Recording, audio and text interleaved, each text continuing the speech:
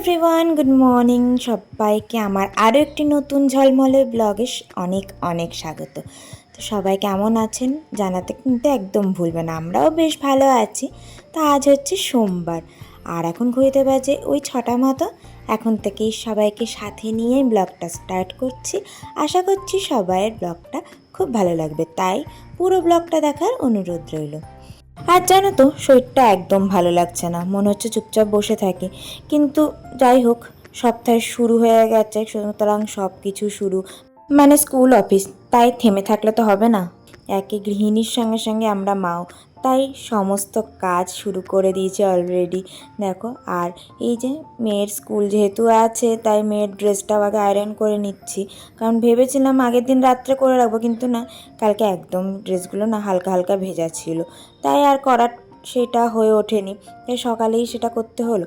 তারপরে ভাবলাম বিছানাগুলো আগে ঠিক করে নিই, কারণ শরীর যতই অসুস্থ থাকুক না কেন, ঘরবাড়ি একটু পরিপাটি থাকলে না শরীর মনটা একটু যেন মনে হয় ভালো লাগে।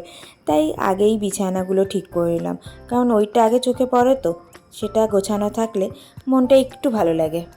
তো তোমাদের সঙ্গে এখন প্রায় অনেকটা টাইম পর কথা বলছি। এখন প্রায় 12টা বেজে গেছে আর আমার স্নান টান সব কিছু হয়ে গেছে, এদিকে রান্নাবান্নাও হয়ে গেছে।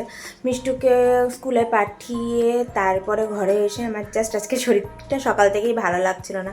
তাও কিছু করার নেই, ওকে স্কুলে তো পাঠাতে হবে, সেই কাজগুলো করতে হবে। আজকে অঙ্কনকে কিছু টিফিন কিচ্ছু দিইনি, জাস্ট মিষ্টুর জন্য টিফিন বানিয়ে ওকে দিয়েছি, কারণ ওকে না দিলে তো হবে না। অঙ্কন তো যাওয়া হোক অফিস ক্যান্টিনে খেয়ে নিতে পারবে। তো যাই হোক, ওকে দিয়ে টিয়ে এসে আমি বসেছিলাম, তারপর কাজ করতে এসেছিলো। যতক্ষণ কাজ করেছে আমি চুপচাপ বসেছিলাম। তারপর ওরা কাজ করে যাওয়ার পর আমি একটু খাওয়া দাওয়া করে কোনো রকমে তাড়াতাড়ি করে রান্না করেছি, করে আমি স্নান টান করে রেডি হয়ে নিয়েছি। তো চলো তোমাদেরকে দেখাই যে আমি কী কী রান্না করেছি, কারণ তারপরে আমি আবার বেরিয়ে পড়বো। তো আজকে রান্নায় প্রথমে করেছি সেটা হচ্ছে একটু ডাল করেছি। ডালের মধ্যে ওই মিষ্টুর জন্য একটু সবজি সেদ্ধও দিয়ে দিয়েছি, আর তারপরে একটু ভেন্ডি আলু দিয়ে পেঁয়াজ দিয়ে একটা ভাজা করেছি ওই ডালের সঙ্গে খাওয়ার জন্য। আর এদিকে আমাদের জন্য হয়েছে একটু ট্যাংরা মাছের ঝাল, আর এদিকে ভাতও হয়ে গেছে। আর মিষ্টুর জন্য আমি মাছ এখানে করিনি, মিষ্টুর জন্য মাছটা একটু ভাজা করব, সেটা এসে করব। তো এই হচ্ছে আমার রান্না। আর কালকের অল্প অল্প করে একটু একটু পদ আছে, তো সেই দিয়ে আমার অঙ্কনের হয়ে যাবে। তো চলো, প্রায় 12টা বেজে গেছে, আমিও বেরিয়ে পড়ি। তারপরে এসে, কারণ ওই আসার পর মিষ্টুকে নিয়ে আসার পর এত তাড়াহুড়ো লাগে, তখন তো আর হয় না। তারপরে খেয়ে দিয়ে একেবারে কথা হয়। তো চলো ঝটপট করে ওকে নিয়ে আসি। তো মেয়েকে নিয়ে আসার পর তাড়াহুড়োতে কিছুই তো আর ভিডিও কিচ্ছুই হয়নি। আর তারপরে ওকে একটু শুয়ে আমি একটু রেস্ট নিয়েছিলাম, কারণ যেটা বলেছিলাম সকাল থেকে শরীরটা একদম ভালো লাগছিল না। তো যাই হোক, তারপরে এই উঠে চাটা খেয়েছি, এবার একটু ভালো লাগছে। ভাবলাম একটুখানি বেরিয়ে আসি বাইরে থেকে। বাইরেটা এখনও যেহেতু দিন আছে, আর প্রায় 7টা বাজতে চললো, 6:45 মতো বাজছে, তাই ভাবলাম একটুখানি ঘুরে আসি মানে ওই মিষ্টুকে নিয়ে অঙ্কন পার্কে গেছে, তাই আমি ভাবলাম একটু আমিও ঘুরে আসি, তাহলে একটু ভালো লাগবে। তো চলো একটুখানি বাইরে থেকে বেরিয়ে আসি, এসে তারপরে রান্নাবান্না করবো। মানে রান্না আচ্ছা টুকটাক করাই আছে, জাস্ট রুটিটা বানালেই হয়ে যাবে। তো চলো বেশি কথা না বলি, একটুখানি ঘুরে আসি। হ্যাঁ, তো পার্কে থাকতে থাকতে বেশ বৃষ্টি নেমে গেছিলো, তো তারপরে তাড়াহুড়ো করে বাড়ি চলে এসেছি। এসেই মিষ্টুকে একটু হোমওয়ার্ক করাতে বসেছিলাম।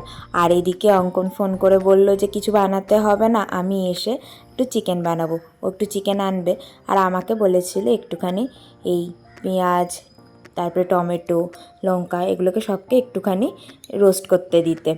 আজকে ও একটু নতুন টাইপের রেসিপি করবে। আর এরকম কিছু কিছু মাঝে মাঝে বরের হাতের পেলে না, শরীর অসুস্থ থাকলেও না বেশ ভালোই লাগে। যদিও কিছু আজকে করতে একদমই ইচ্ছা করছিল না, তো তারপরে ও যখন এরকম বলল, তাতে মনটা আরও বেশি খুশি হয়ে গেল।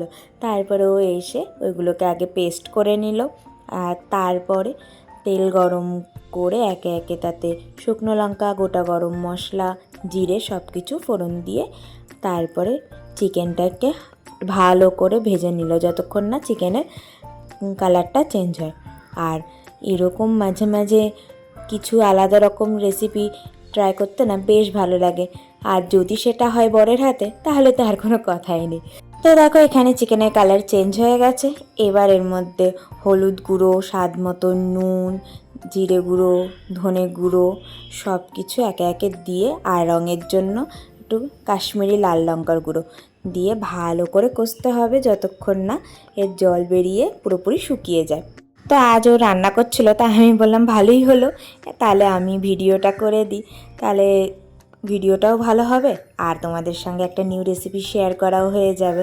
তো যাই হোক, এখানে দেখো মশলা কষা হয়ে গেছে, তারপরে ওই পেস্টটা এখানে অ্যাড করে দিয়েছি, যেটা পেঁয়াজ আদা রসুনের যে পেস্টটা ছিল সেটা আর কি এখানে অ্যাড করে দিয়ে আবারও ভালো করে ঢেকে ঢেকে এখানে কষাতে হবে যতক্ষণ না মাংস পুরোপুরি সেদ্ধ হয়ে যায় আর কষে যায়। তো দেখো মাংস থেকে বেশ একটু জল বেরিয়েছে এখানে, এখন সেই জলও আবার শুকিয়ে নেব। অ্যাকচুয়ালি এটা একটুখানি শুকা হিসাবেও খাওয়া যেতে পারে, যেটা চিকেন শুকা যেটাকে বলে আর কি। তো আমরা যেহেতু রাত্রি ডিনারে রুটি টুটির সঙ্গে খাবো, তাই জন্য একটু হালকা গ্রেভি গ্রেভি মতো করেছিলাম। আর দেখো এখানে মাংস মোটামুটি আমাদের রেডি, চাইলে এরকমভাবেও রাখা যেতে পারে, কিন্তু আমরা একটু গ্রেভি দিয়েছিলাম, তাই আবারও একটু জল দিয়ে ভালো করে আবারও কষিয়ে নিলাম। তো খুব সহজ ছিল রেসিপিটা, খুব বেশি ঝঞ্ঝাটের কিছু ছিল না, আর বেশি ইনগ্রেডিয়েন্টসও কিছু ছিল না। আর দেখো এখানে মশলা আমাদের কষা হয়ে গেছে, একদম শুকিয়ে গেছিলো, তাই আবারও একটুখানি জল দিয়ে এখানে ঢাকা দিয়ে হতে দেবো আর কিছুক্ষণের জন্য। তো দেখো মাংস আমাদের পুরোপুরি রেডি। এরপর সেটাকে ভালোভাবে নাড়িয়ে চাড়িয়ে এর মধ্যে একটু গরম মশলা আর সামান্য একটু ঘি ছড়িয়ে দিয়ে রেখে দেবো এটাকে ঢাকা দিয়ে। তাহলেই আমার বরের স্পেশাল চিকেন একদম রেডি পরিবেশন করার জন্য।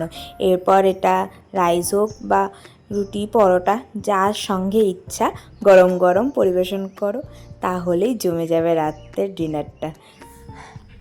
তো ফাইনালি এতক্ষণে সব কাজ কমপ্লিট করে বসলাম, আর প্ল্যান যেহেতু ছিল না চিকেন করার, তারপরও আর কি করতে হয়েছে, কিছু আর করার নেই। চলো যাই হোক, একটা নতুন রকম রেসিপি ট্রাই করলাম, খেতে বেশ ভালোই হয়েছিল, তবে এটাকে আরেকটু মডিফাইড করে করলে হয়তো আরও ভালো হতো।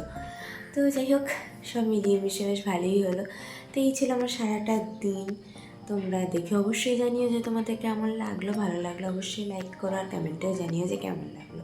তো চলো আজকের মতো এখানেই শেষ করছি, আবার দেখা হবে নেক্সট ব্লগে। ততক্ষণের জন্য সবাইকে tata, bye bye, good night, সবাই ভালো থেকো আর সুস্থ থেকো।